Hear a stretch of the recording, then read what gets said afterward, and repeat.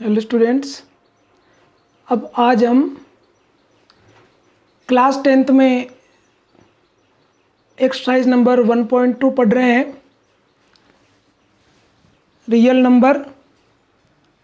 तो ये हम पढ़ रहे हैं, इसमें आज ये एक थ्योरम है, the fundamental theorem of arithmetic, जिसका अर्थ है अंक गणित की आधारभूत प्रमेय। इस फंडामेंटल थ्योरम में क्या होता है, इसी थ्योरम के ऊपर आधारित अपना इसका क्वेश्चन नंबर 1 भी है 1.2 का। जैसे मान लो 45 है या 90 है, तो इनके हमें प्राइम फैक्टर करने हैं, अभाज्य गुणनखंड करने हैं। जैसे इसमें 3 से डिवाइड करेंगे, 3 से 15 हो गया, 5 हो गया, 5 से हो गया 1। ऐसे ही 90 से 90 कॉल करेंगे तो ये देखो, ये आप सबको आते हैं। तो किसी भी संख्या को अभाज्य संख्याओं में उसके गुणनखंड करना, यही फंडामेंटल थ्योरम कहलाती है। बीज अंक गणित की फंडामेंटल थ्योरम में आधारभूत प्रमेय है। तो जैसे इसको हम लिख देंगे 3 × 5। किसी भी भाज्य संख्या को अभाज्य संख्याओं के गुणनफल के रूप में व्यक्त करना, यही इस अपने फंडामेंटल थ्योरम है। और इसी के ऊपर आधारित ये पहला क्वेश्चन है। अब इसमें और भी जो क्वेश्चन है, जैसे 140 और 156 और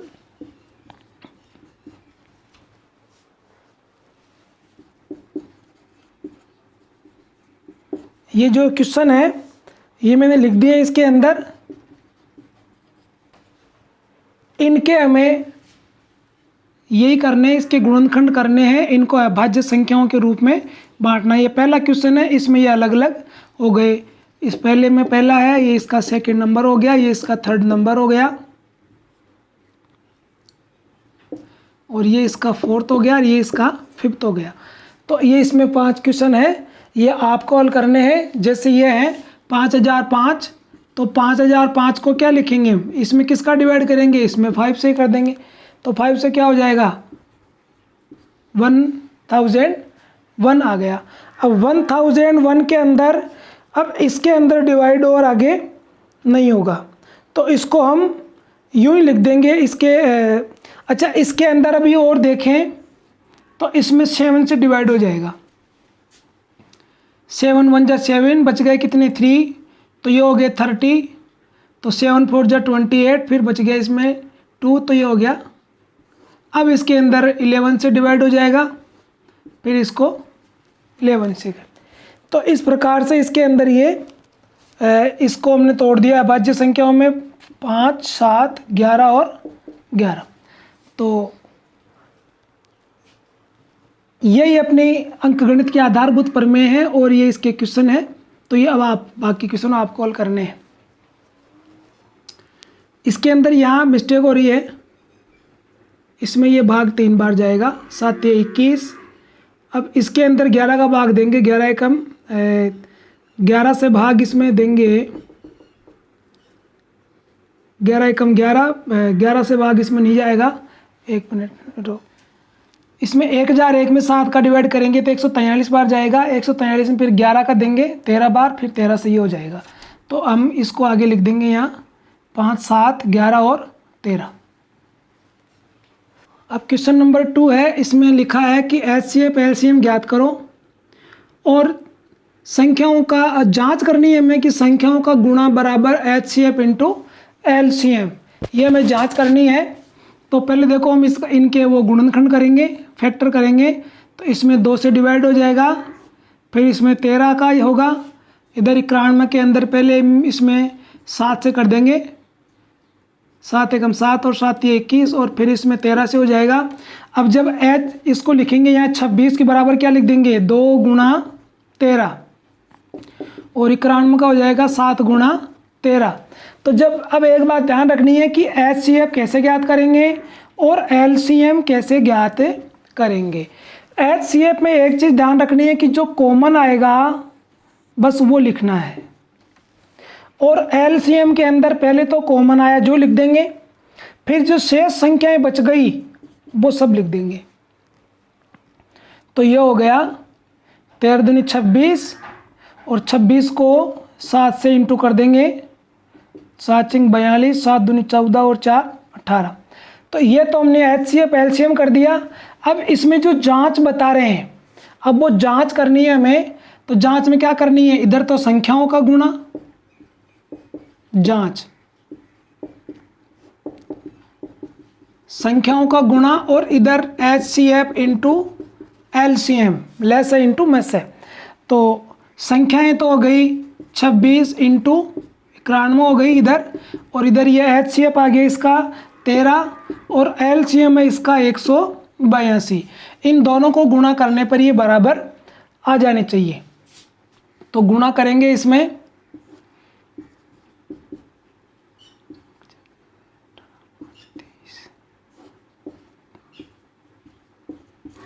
और इधर इनका इंटू कर देंगे, 13 दूनी 26, हासिल 2, 13 इंटू 104 2, 106, हासिल बच की 10, 13 एकम 13 और 10 23। तो ये दोनों पक्ष जो है बराबर आ गए, इसका मतलब सही है। एक बार में इसके अंदर, अब ये जांच तो मैं दोबारा बताऊंगा नहीं, इनमें लेस में से लेना एक बार और आपको क्लियर कर देता हूं। ये संख्याएं तो आपने देख ही ली, इनमें से जो एक संख्या और है उनका मैं आपको लेस में से लेकर के और इसमें बता देता हूं, फिर आप जांच इसकी आप स्वयं करेंगे। जैसे हमने 510 ले लिया और ये 92 ले लिए 92, इसमें 2 का भाग देंगे, 2 दूना 4, 2 पंजे 10 और 2 पंजे 10। फिर इसके अंदर 5 से डिवाइड करेंगे, 5 25, 5 एकम 5, फिर इसमें 3 का भाग हो जाएगा, 3 एकम 3 और 3 7 21, और फिर 17 से हो गया। इधर 2 से देंगे पहले, 2 चौक 8 और 2 छिंग 12, 2 दूनी 4, 2 तिया 6 और फिर 23 से इसके अंदर हो जाएगा। तो 510 के बराबर लिख दिए 2 इंटू 5 इंटू 3 इंटू 17, और 92 के बराबर में लिख देंगे 92 के 2 इंटू 2 और 23। अब HCF लेंगे तो इनमें जो कॉमन है वो लेना है। कॉमन क्या मिला, इनमें 2 मिल गया बस, तो HCF तो हो गया 2। अगर कोई संख्या और मिलती तो उसको यहाँ इंटू में लिख देते, इस 2 के गुणा में उसको भी लिख देते। अब LCM लेंगे तो LCM में पहले तो जो कॉमन आया वो लिख दिया, इसके बाद में जो संख्याएं बच गई सब लिखनी है। जैसे 5 बच गए, 3 है, 17 है, इधर ये 2 बच गया और 23 है, इन सब को गुणा में लिख देंगे और फिर आगे हम जांच अभी जैसे की थी वैसे इसकी जांच करेंगे। अब ये क्वेश्चन नंबर 3 है, इसमें 3 संख्याएं दे रखी है तीनों क्वेश्चन में, इनका हमें अभाज्य गुणनखंड करके और HCF और LCM ज्ञात करना है। तो देखो अभाज्य गुणनखंड पहले इधर 12 ही कर लेंगे, ये तो आपको सबको आते ही हैं। इधर 15 का हो जाएगा, इधर 21 का है। अब इनका HCF करेंगे जब क्या होगा, पहले इनका फैक्टर वैसे लिख देंगे। 12 के बराबर में 2 गुणा 2 गुणा 3 और 15 के लिए 3 इंटू 5 और 21 के लिए 3 इंटू 7। अब पहले हम इसका HCF करेंगे, तो HCF में जो कॉमन है पहले वो ले लो, तीनों में ये कॉमन मिल गया, ये आ गया HCF में, और कोई कॉमन इसमें है नहीं। अब LCM में पहले जो कॉमन आया तीनों में पहले तो वो लिख देंगे, फिर दोनों में कॉमन आएगा जो लिख दो। तो दोनों में कॉमन क्या मिल रहा है, दोनों में इसमें कुछ नहीं मिल रहा है, तो जो बाकी सब संख्याएं लिख दो। जैसे ये 2 लिख दिए, फिर ये भी लिख देंगे, फिर ये 5 लिख देंगे और फिर ये 7 लिख देंगे। अब इनको इंटू करके लिख देंगे, 3 दूना 6, 6 दूना 12, 12 पंजे 60 और 60 को 7 से गुणा करेंगे तो 7 चिंग 42, 420। इस प्रकार ये हो गया। अब ये सेकंड वाला है, तो 17 में किसी का भाग नहीं जाता तो 17 गुणा 1 हो जाएगा। 23 में भी किसी का भाग नहीं जाता तो 23 गुणा 1 हो जाएगा। 29 में भी किसी का भाग नहीं जाएगा तो 29 गुणा 1 हो जाएगा। अब जब HCF करेंगे तो इनमें क्या मिल रहा है, इनमें ये 1 मिल रहा तीनों में। जब अन्य कोई संख्या नहीं आ रही तो फिर हम 1 लिख दे, क्यों उसके अंदर 1 इनमें भी लिख सकते हैं, लेकिन इनमें ये और संख्या मिल रही है तो 1 की आवश्यकता नहीं है। अगर ये 3 भी नहीं मिलता तो आगे हम 1 लिख लेते। अब यहाँ पर कुछ नहीं मिला, 17, 23, 29 अलग अलग है तो हमने 1 लिख दिया इनमें, क्योंकि यहाँ लास्ट में 1 तो आता ही है ना, ये 1 तो एचसीएफ आ गया। और एलसीएम में ये तीनों इंटू हो जाएंगे, 17 गुणा 23 गुणा 29, इनको इंटू आप कर लेंगे। और इसी प्रकार से क्वेश्चन नंबर ये जिसका पार्ट नंबर 3 है ये भी आपको करना है, ऐसे इसके भाज्य गुणनखंड करने हैं।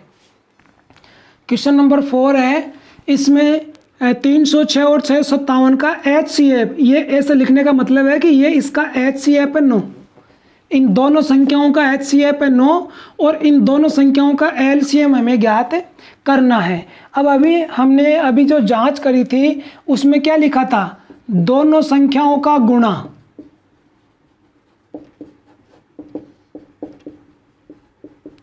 और बराबर में क्या था, एचसीएफ इंटू एलसीएम, ये भी हमने जांच करी थी। तो उसी प्रकार से इसको हल करना है, उसी मेथड से हल करना है। तो यहाँ लिख दिया 306 गुणा 657 और एचसीएफ इसमें 9 दे दिया और एलसीएम हमें ज्ञात करना है। अब इस 9 का इधर पक्षांतर कर दो, भाग में आ जाएगा। तो 306 इंटू 657 भाग में आ गए 9, इधर एलसीएम है 9 से इसको काट देंगे, 9 तिया 27, कितने बच गए 3, 9 चौक 36। अब इनको गुणा करके लिख देंगे, 34 को 657 को यहाँ गुणा करके लिख देंगे, ये गुणा आपको ही करना है और इसका आंसर आ जाएगा।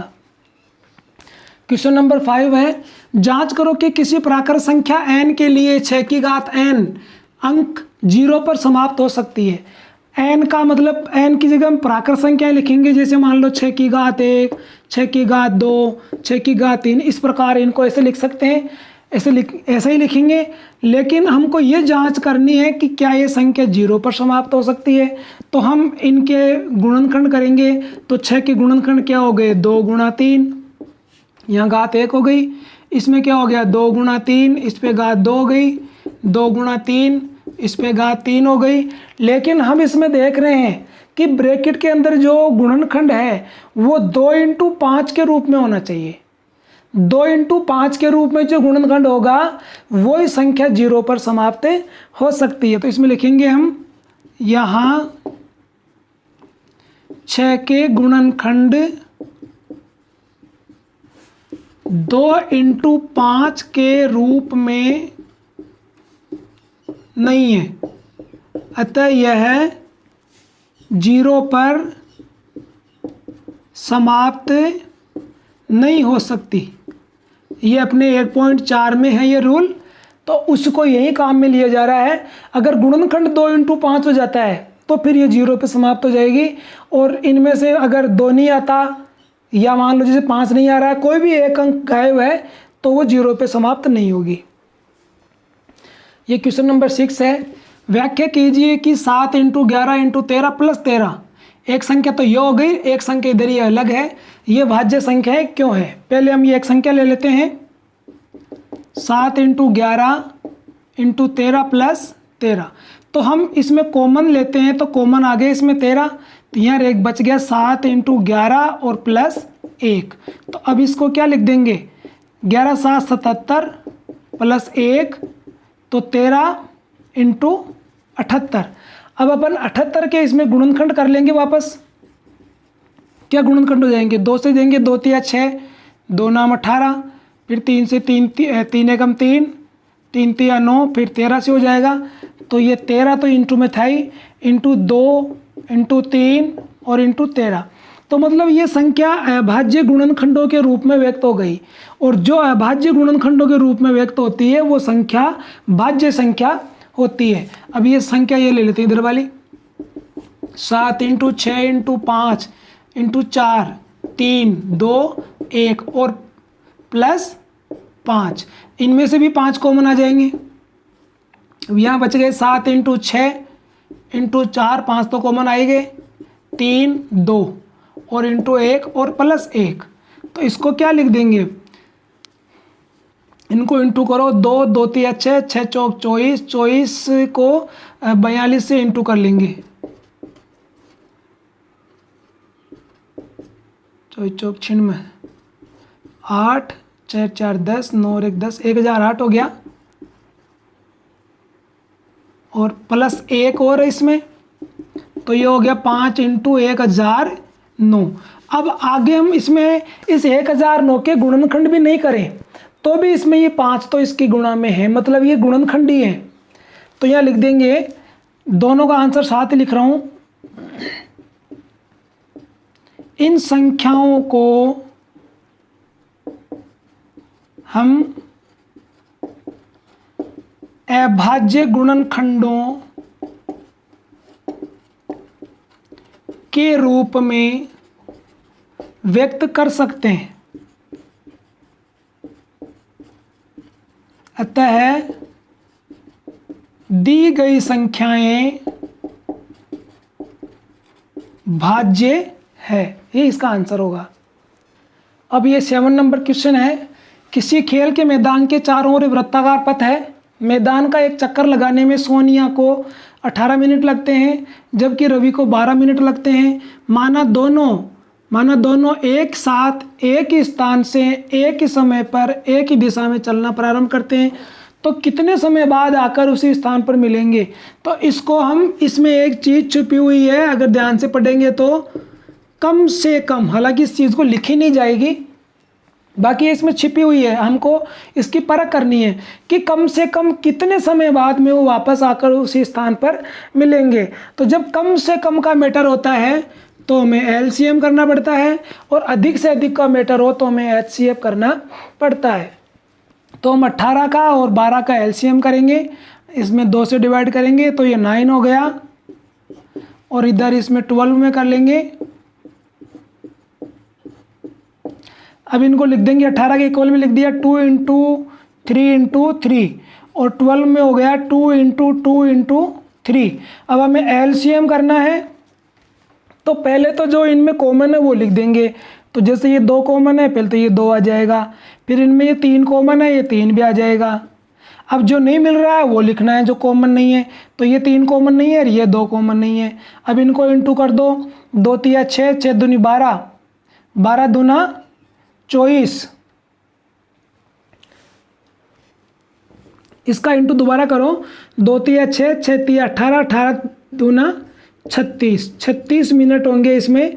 36 मिनट के बाद में वो वापस आकर के उसी स्थान पर मिलेंगे। और अब ये अपने एक्सरसाइज नंबर 1.2 फिनिश हो गई है। इसी के साथ आपको बहुत बहुत धन्यवाद।